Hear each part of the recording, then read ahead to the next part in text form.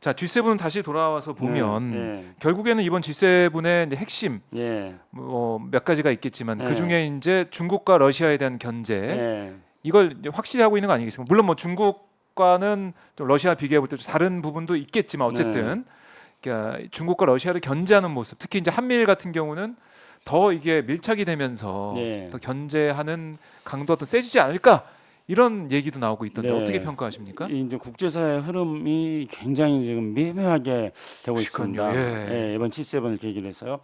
그 이제 G7에서 유럽 국가들의 네.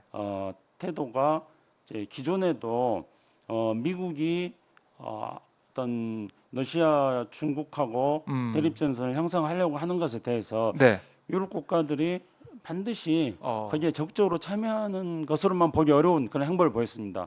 가령 이제 마크롱 대통령 같은 경우에는 국빈 만찬으로 미국이 최초로 초청을 하지 않았습니까?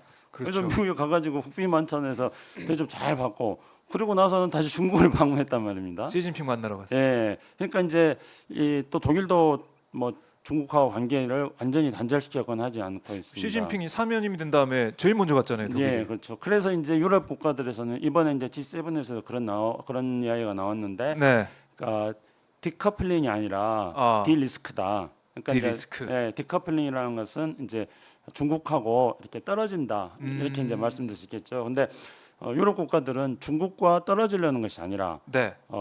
디리스크다. 그러니까 중국으로부터 오는 리스크를 감소하려고 하는 것이다. 리스크를 네. 줄이려고 하는 것이다. 그 리스크라는 여러 가지가 있겠죠.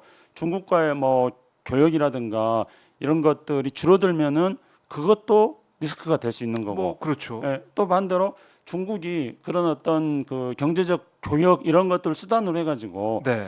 또 국제사회에 정치적 압력을 행사하려고 한다면은 그것도 또 리스크가 될 수 있겠죠. 네. 그러니까 디리스크 중국으로부터는 리스크를 줄이고자 한다는 것은 중국과의 교역을 통해서 얻을 수 있는 이익 또는 실제로 중국으로부터는 압력 이 양자 모두에가 위협이 되니까 네. 자기들의 국익을 중심으로 해서 이 중국으로부터 오는 리스크 이것들을 줄여나가자는 그런 스탠스를 유럽 국가들은 취하고 있었습니다. 그래서 이제 이번에 유럽 국가들이 네. 그런 이야기를 했습니다. 물론 이제 또 이번에 히로시마 그 선언에서는 또 러시아와 중국에 대해서 상당히 강도 있는 그런 어떤 표현도 하면서 네. 동시에 또 디커플링이 아니라 디리스크다고 하면서 여지를 또 많이 남겨두는 이런 지금 굉장히 미묘한 흐름이 있습니다. 근데 이런 미묘한 흐름에서 네. 우리가 또 더 주의 깊게 살펴봐야 될 것은 바이든 대통령의 발언입니다. 이번에 중국에 대한 발언 그거 말씀하시는 그렇죠. 거죠? 바이든 대통령은 이제 앞으로 중국과의 관계에 대해서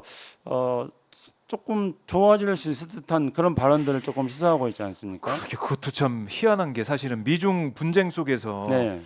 우리나라 그러니까 윤석열 정부 들어가지고 네. 선택을 해버린 거잖아요 미국 네. 쪽에. 네. 그래서 이제 한미일로 이제 갈 수밖에 없다라고 했는데 네. 또 바이든 대통령 말은 중국과의 관계를 아예 끊는 게 또 아니니까. 그러니까요. 뭡니까? 그러니까 이제 우리 그 작년인가요? 작년에 나토 정상회담에 윤석열 대통령이 가셨을 갔죠. 때 예. 우리 청와대 고위 관계자 거기 이제 수행했던 고위 관계자는 탈중국을 이제 이야기한 거 아닙니까? 그렇죠. 예. 탈중국. 우리가 이제 앞장서서 그렇게 이야기를 했던 것이었고요.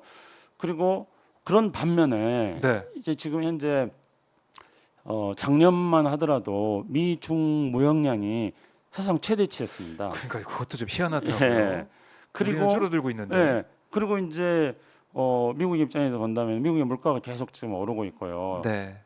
그런 여러 가지 미국 경제에 복잡한 신호들이 계속 나타나고 있기 때문에 인플레이션이 자살되지 네. 않고 있고 그렇죠. 가격이 높아가지고. 그래서 이제 중국으로부터 오는 어떤 여러 가지 어떤 교류라든가 교역 이런 게 존재하지 않고서는 이런 미국의 물가를 잡는 게 어렵다는 특히 이제 선거를 앞두고 있을 경우에는 네. 그런 판단을 할 수밖에 없지 않겠습니까? 미국이 상당히 실리적으로 실리 외교, 실용 외교를 하고 있네요. 그런 그러니까 면에서. 이번에 G7을 통해 가지고 네. 유럽 국가들 G7 어떤 성명에는 이제 그런 중국 러시아에 대해서 강경한 입장이 있는 반면에 또 이면에는 이제 디커플링이 아니다는 그런 여지를 또 두고 있고요. 미국도 마찬가지고 바이든 대통령도요. 그런 상황에서 이제 그러면은 우리는 그 동안에 네. 너무 나가버렸지 않습니까? 우리가 제일 지금 최전선에 있는 느낌이 드네요. 그래 이제 우리는 그래서 또 우리 이제 정부 당국자들은 또 뭐 한중일 정상회담도 뭐 생각하고 있고 여러 가지 이야기를 요청한다고 하고 있습니다. 그렇게 하고 있는데. 그렇게 이야기하고 있는데 이거 잘못하면은 버스 지나간 뒤에 네. 우리가 지금 손 흔드는 건가요? 홀로 우리가 남아가지고 손 흔들고 있는 게 다 그 버스를 타고 지금 어딘가로 가고 있는데 우리는 이제 홀로 남아가지고 손은 자칫하면 이제 그렇게 될 수도 있다는 거죠. 그래서 이번에 사실은 G7에서 네. 우리 대통령의 존재감이 드러나지 않았다고 제가 말씀드렸던 것은 우리의 국익을 중심으로 해서 네. 대한민국의 국력과 대한민국의 국격을 가지고 국제사회에서 우리가 어떤 아젠다를 던지는 것 네. 그렇게 해서 국제사회와 함께 해나가는데 우리가 그것을 충분히 할 수 있는데 그런 역할들이 안 보인다는 점 때문에 제가 안타까워해서 그런 표현을 안타까운 썼던 것 같습니다. 상황이다. 우리가 사실 주도권을 행사할 수 있는 부분이고 네. 그동안 뭐 안미 경중이라고 해서 네. 안보 미국의 동맹을 강화하고 끈끈하게 가는 것도 중요하지만 경제적으로는 또 중국의 영향력을 부인할 수가 없기 때문에 물론이죠. 그런 부분들을 어떻게 잘 조율해 날 것이냐 이게 좀 중요하다라고 외교에서는 얘기해 왔는데 그렇죠. 이번에는 그게 안 보이고 아예 네. 한쪽으로 기울였기 때문에 국익을 저해하는 게 아니냐 이런 비판도 나오고 있는 거죠. 이제 그래서 윤석열 대통령이 이번에는 이제 전면적으로 그 어떤 네. 중국이라든가 뭐 러시아에 대해서 뭐 전면적으로 이렇게 대립 전선을 치려고 하지 않는 그런 또 태도를 취하지 않았나 그런 생각도 듭니다. 네. 한편으로 그렇게 듭니다만 이제 뭐 단지 이번 G7에서 어떤 그 포지셔닝을 했는가 꼭 이것뿐만 아니고 대한민국의 외교를 한번 전반적으로 외교 검토봐야 되는 윤석열 거죠. 정부 외교 그러니까 1년 그러니까, 동안 쭉 돌아가 보면 그러니까 뭐 지금 시간에서 그걸 제가 뭐 다 이야기 드리기는 네, 네, 좀 어렵겠습니다만 그러나 이제 우리 박정우 기자님께서 아까 말씀하셨던 중국 러시아 관계 속에서 대한민국의 어떤 위치를 잡아야 되는가 하는 점인데요. 그건 저는 매우 제가 표현하자면은 이렇게 표현할 수 있을 것 같아요. 네. 피벗 외교를 해야 된다. 피벗 외교.